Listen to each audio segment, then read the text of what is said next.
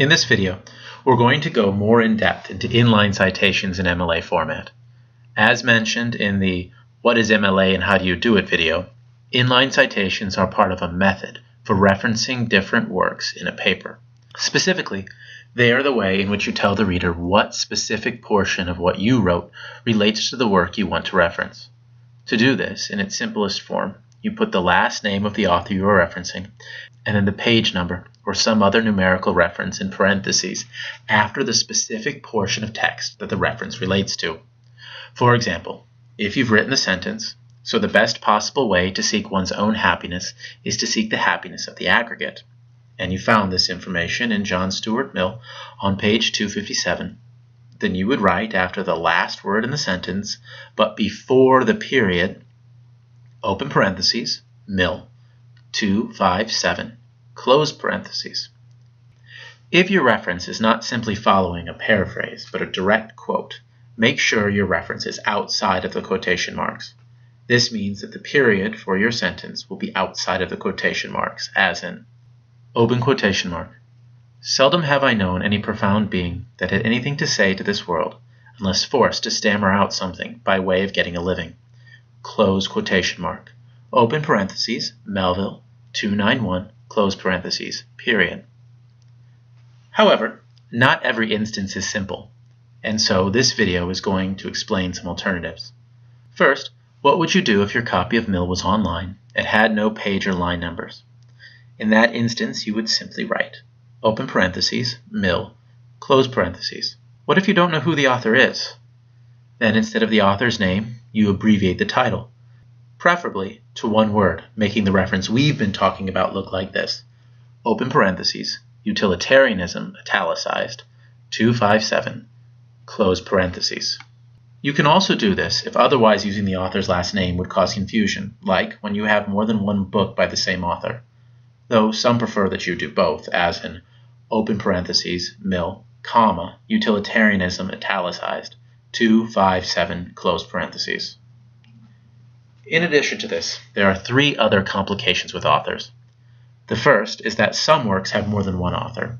If the work has only two authors, then simply list the last name of both of them, as in, however, progressives were not all united. There was no all-encompassing progressive organization. She and Mayer, 131. If the work has more than two authors, then simply use the first author's last name, followed by et al., which is an abbreviation of the Latin phrase et alii, which means, and some others, as in, there are marked similarities between the Didache and the letter of Barnabas. Richardson, et al., 161 through 162. The second problem you're liable to encounter is that not all authors have a last name. This usually takes one of two forms. The first is when the author is known by a first name only, or some other name that isn't their last. It is typical of ancient authors, as in the following example. Such a cold-hearted attitude stirs Diomedes to rededicate himself to Agamemnon. Homer, Roman numeral 9, 695 through 709. You can ignore that Roman numeral for the moment. We'll get to that later. For right now, just consider it as part of the page number. You also come across works with corporate authors, where the author is a group of people who authored it as a group. The group does not have a last name, so you can't use it. Instead, use the name of the group abbreviated as much as reasonably possible. For example, Thomas Hecker was raised in an immigrant family, USCCB 35. The author of the book being referenced is the organization, the United States Conference of Catholic Bishops. It is here abbreviated as USCCB. Note, however, that unless a group explicitly claims to be the author of a work as a group and not merely a publisher, it is best to treat the work as anonymous and use an abbreviated form of the title. The third and final complication is when you have two works by different authors with the same last name. In that instance, you add initials until there is no more confusion, as in, Israel borders 4 different countries, A. Richardson 6, but Australia, as an island, borders none, M. Richardson 5. As with most things in life, however, there are exceptions to these rules. Two of these are of note and pertain primarily to writing about theology or religion. The first involves the Bible. When referencing the Bible, you put the name of the book, followed by the numerical reference, which in most cases is chapter number, colon, verse number, and then an abbreviation of the translation being used. The great thing about this is that if the translation is commonplace, and most of them are, you don't have to put it on the works cited page. The second of these involves works with common standard abbreviations. In such instances, then, the abbreviation is used even if the author is known. For example, Humanae Vitae was written by Paul VI, but it is always abbreviated HV, as in, from the side of contraception, it represents and understands the need and desire that the transmission of life should be regulated by humanity's intelligences. HV 3. With all of that out of the way, there are three final aspects of inline citation to consider. The first of these is that, whenever you include a piece of reference information in the main body of the text, you don't need to put it in the parentheses.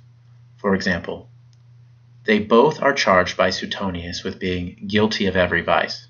Open parentheses, 13, close parentheses, period.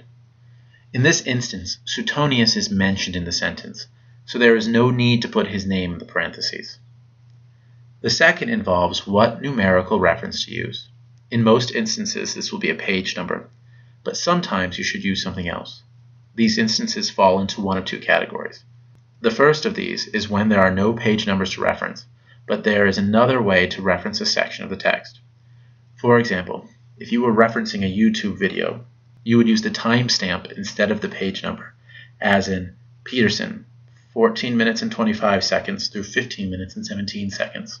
The second reason is when you can get far more specific by using a different set of numbers, or where using the other set will allow someone with a different edition of the same work to find the reference. This is what is going on in the example of Homer above. The Roman numeral 9, 695 through 709, does not reference a page number, but lines 695 through 709 of Book 9 of the Iliad.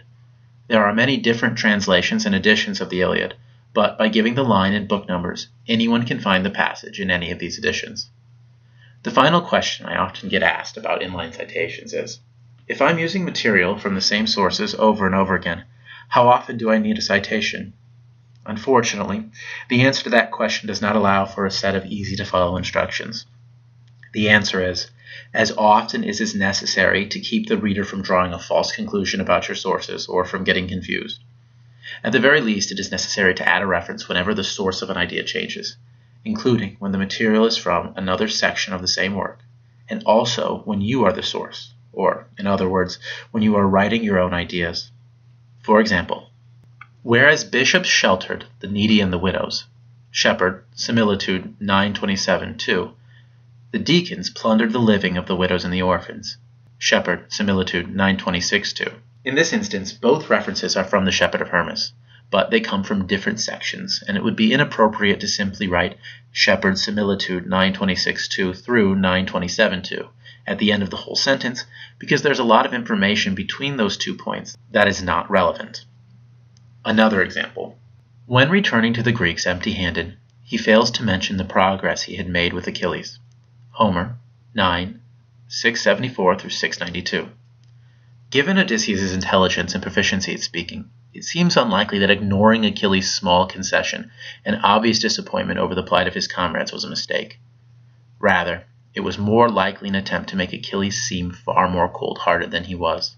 Such a cold-hearted attitude stirs Diomedes to rededicate himself to Agamemnon. Homer, 9, 695 through 709. From given Odysseus to cold-hearted that he was, the author is expressing his own ideas, and so he cannot simply put Homer 9, 674 through 709 at the end of the section. Again, hope this helps. Thanks for watching and good luck.